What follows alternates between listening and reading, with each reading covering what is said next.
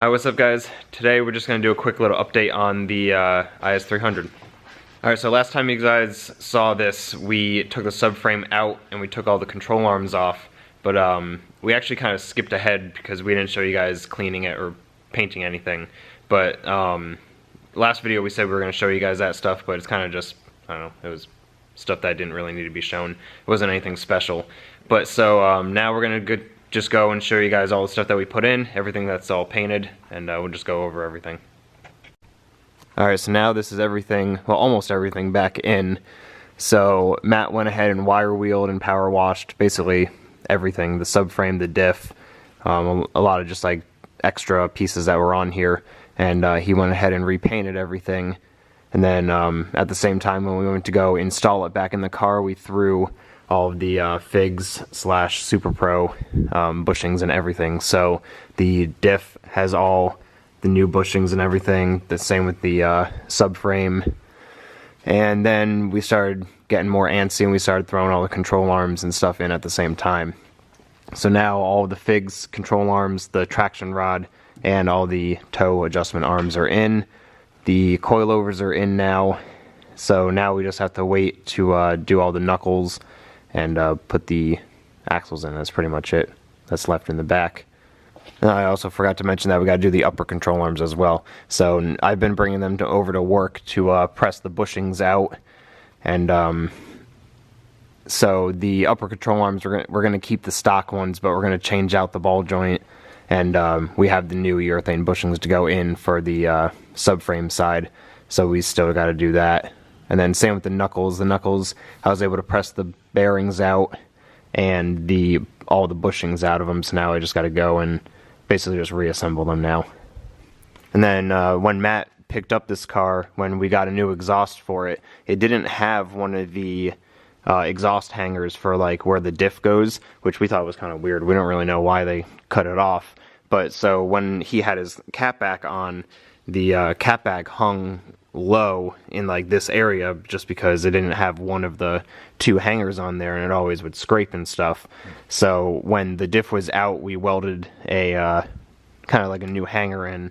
So we made our own little hanger. We just welded it to the existing hanger, and now the exhaust is actually tucked up out of the way a little bit better than it was before. So that was definitely good that we did that.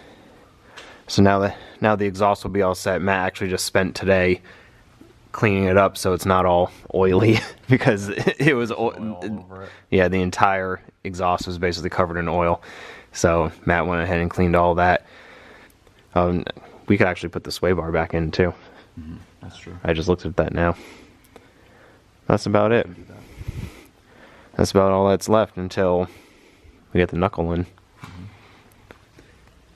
And then Matt again went and cleaned up all these brackets and like the braces and stuff and painted them all black. So now everything in the rear end is going to be like brand new. And then Matt actually did a really good job actually cleaning up his Catback. And basically it actually kind of looks like how it did when you first got it. It looks brand new. Besides like the scrapes on the muffler, but like this area, I was actually really shocked with how clean this came out. It looks good. There was just diff fluid or grease or whatever baked onto it, so it was literally black, and it was kind of smelling when you would drive the car. So yeah. I wanted to clean that off. It looks so I think right here, right? Yeah. So this is the marks that we were just talking about with the hanger. How this was hanging low because that hanger wasn't installed on the subframe part. So yeah. Now it's at least twisted up, so hopefully that doesn't hit anymore. Yeah, this is the hanger that wasn't used. Right. Yep. I don't know about you guys, but I really like the orange with the black. That looks really good. And then of course we got our ISC coilovers in there. Mm-hmm. We're still waiting on the sleeves. Yes. So still waiting on the dust boots. Yeah. That's good. Those will make it not look as good, but yeah. At least they won't rust. At least it'll make it look good for every time in the future. Yeah. Yep. Car's looking good. Reminds me of the SC. SC wasn't as colorful as these control arms were. I think the orange-black combo is pretty cool. Yeah, it looks good. And especially, like, no one will really look underneath the car, but, like, if you happen to be, like, driving behind you, you might be able to see a little bit of this. like from like the back while someone's driving I don't behind know you. if you'll see that, but yeah, you'll see like a maybe little exhaust and maybe that. That'd be cool if you could see, because like the BRZ you could see, actually the SC too, you could see from like the back. Yeah. Oh yeah, this is gonna look pretty good. And while we have the car up on the lift, figured we'd show you a little bit of the front suspension. So we have the ISC coilover already in, but Matt just replaced these lower ball joints, and you see these like spacer pieces is because Matt modified a set of CTSV front calipers. So like now they say L tuned on them, but we modified those, and he actually had our buddy Troy make a set of adapter like brackets pretty much to adapt the CTSV caliper to his IS, and then it just uses an ISF front rotor.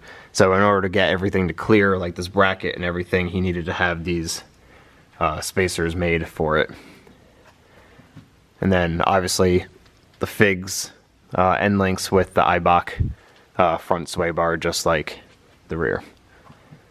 And that's about it for the front. That's everything that's special, besides this nice external wastegate dump right here, and then precision wastegate. We'll have to Throw stuff can be another time. Yeah, we'll have to show you guys the engine bay once we get all this rear suspension stuff done. All right, so that's it for this episode. It was just gonna be a quick little update. Next episode, we'll get the knuckles all sorted out, and we'll start basically putting everything on. Once we get the knuckles, we'll be pretty much ready to get the car back down on the ground. So that'll probably be next video. So until then, don't forget to subscribe, give us a thumbs up, and we'll see you later. See ya.